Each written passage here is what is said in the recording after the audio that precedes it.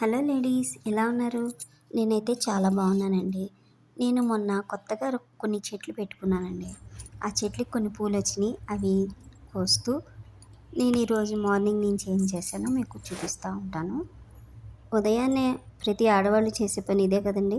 First door తీయగానే గుమ్మంలో ముగ్గు వేసేసుకున్నాను.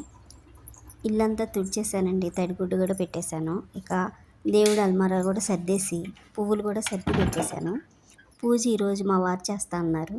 ముందు పూలన్నీ అలంకరించేసి పెట్టేశానమాట. ఆయన స్నానంకి వెళ్ళి పూజ చేసుకుంటానన్నారు. ఇంకా అది రెడీ చేశానండి. చూడండి, ఇలా చక్కగా రెడీ చేశాను.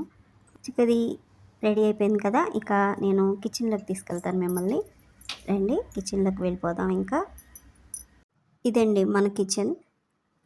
అయితే నేను రాత్రి భోజనాలు అయిపోయిన తర్వాత అన్ని అంట్లన్నీ కొన్ని ఉంటాయి కదా, అవన్నీ కడిగేసి ఇలా కిచెన్ మొత్తం క్లీన్గా చేసేసి నేను నిద్రపోతాను. పొద్దున్నే లేచి స్నానం చేసి మనం ఇల్లంతా శుభ్రం చేసేసుకొని అలాగే పూజ అన్ని కార్యక్రమం అయిపోయాక నేను వంటగదిలోకి వస్తాం కదా.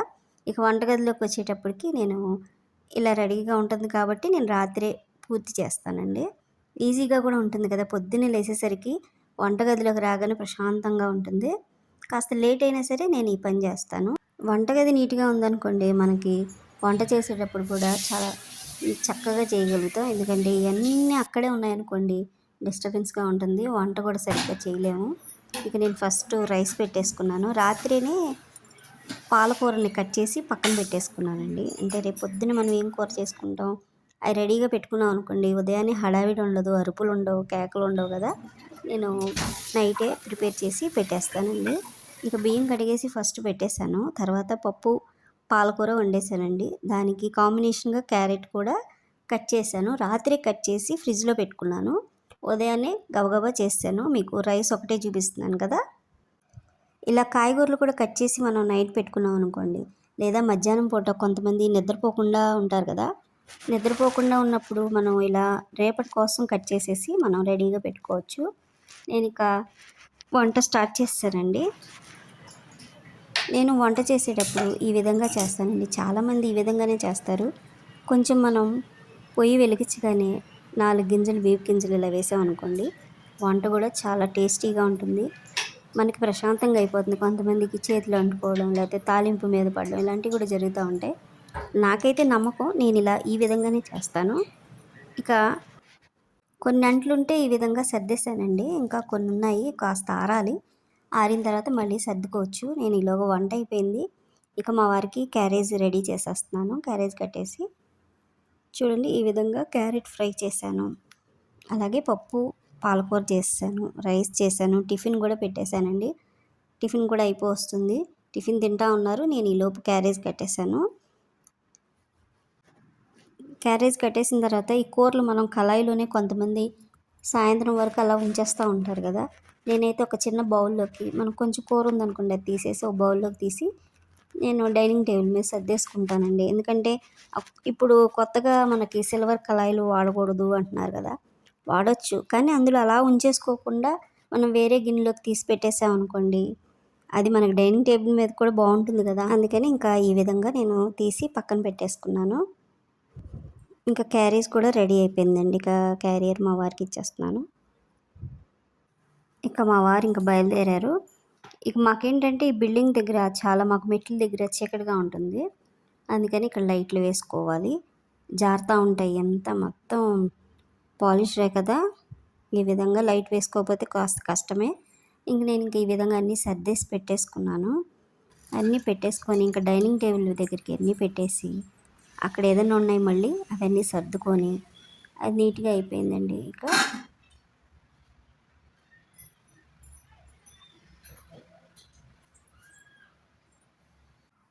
ఇప్పుడు ఇంకొంచెం కిచెన్ సర్దేసి చక్కగా టీ పెట్టుకున్నాం అనుకోండి, హాయిగా ఆరామ్సే టీ చక్కగా ఆస్వాదించవచ్చు కదా. అందుకని నేను ఈ టైంలో టీ పెట్టేసుకుంటున్నాను.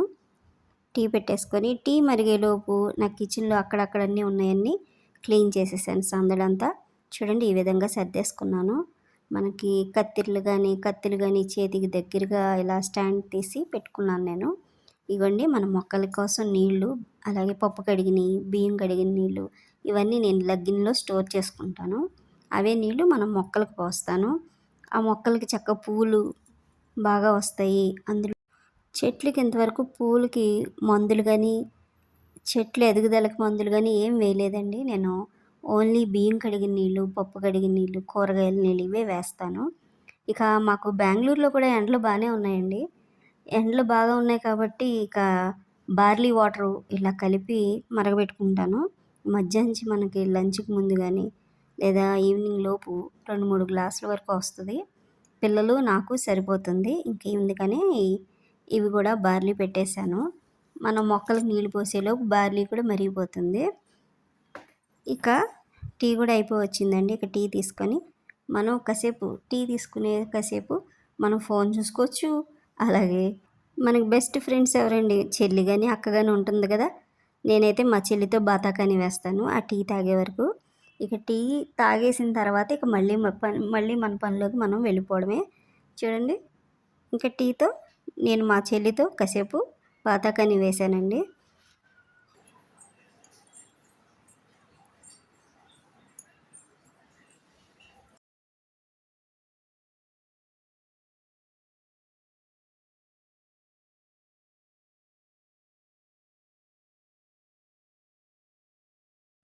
ఇప్పుడు వాషింగ్ మిషన్‌లో బట్టలు వేసేసానండి. వాషింగ్ మిషన్‌లో బట్టలు వేసి రెడీగా పెట్టేసాను. ఇక లిక్విడ్ ఏసేసి మనం టైమర్ పెట్టేసామనుకోండి, ఈ టైమర్ బట్టలయ్యేసరికల్లా మనం మొక్కల దగ్గర కాసేపు కూర్చోవచ్చు. మొక్కలతో కాసేపు ముచ్చట పెట్టుకోవచ్చు. నేనైతే ఖాళీ దొరికినప్పుడల్లా కాసేపు మొక్కల దగ్గర కూర్చుంటానండి. చాలామందికి కూడా మొక్కలు ఇష్టం కదా!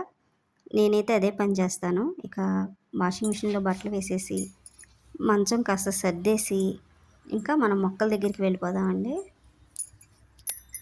ఎక్కడియి అక్కడ అన్నీ సర్దేసాం, నీట్‌గా అయిపోయినాయి. ఇంక బట్టలు ఒకటి మడతేయాలండి. అసలైన టాస్క్ అదే. అన్నీ చేస్తాం కానీ బట్టలు మడతేసేయాలన్నా, అంట్లు కడగాలన్నా ఎక్కడ లేని బద్ధకం అంతా వచ్చేస్తుంది మనకి. ఇక మనం ఈ నీళ్ళు తీసుకొని మొక్కలకి వేసేద్దాం.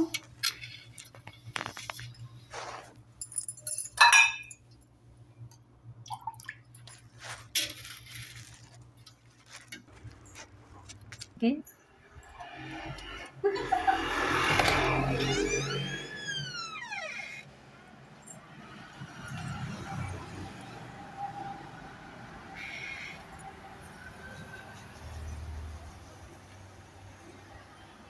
మేము బెంగుళూరు వచ్చినప్పుడు అయితేనండి అస్సలు మొక్కలు అస్సలు బ్రతకలేదండి. నాకైతే తులసి చెట్టు లేకపోతే కష్టం. మనకి తులసి పూజ చేస్తాం కదా! తులసి చెట్టు ఎన్ని సార్లు వేసినా అసలు బ్రతకలేదండి. వేరే కుండీ మారుద్దామన్నా భయం. అందుకే ఆ కుండీ అలా ఉంది.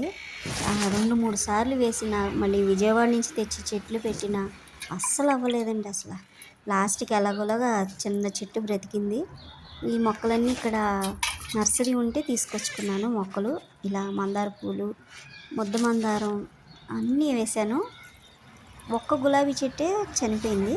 కానీ అన్నీ బా వచ్చినియి. చూడండి, పెద్ద పెద్ద పూలు పూస్తాయి. ఇది కాస్త చిన్నది పూసింది కానండి ఫస్ట్‌లో. 2 చేతులు, మన చేతులు ఎంతుంటే అంత పువ్వు పూసింది. చామంతులు కోస్తుంటే వస్తూనే ఉన్నాయి. నాకు పూజకి కరెక్ట్‌గా నాకు 2, 3 రోజులకోసారి వస్తానే ఉన్నాయి. వీటికి మందులు కూడా నేనేం వేయలేదండి. ఇవే మనకి బియ్యం కడిగిన నీళ్ళు, పప్పు కడిగిన, బియ్యం కడిగిన, మనం దోసెలకి వేసుకుంటాం, ఇడ్లీకి వేసుకుంటాం అవే వేశాను. ఇదేనండి నా చిన్న వ్లాగు. నచ్చితే లైక్ చేయండి, షేర్ చేయండి.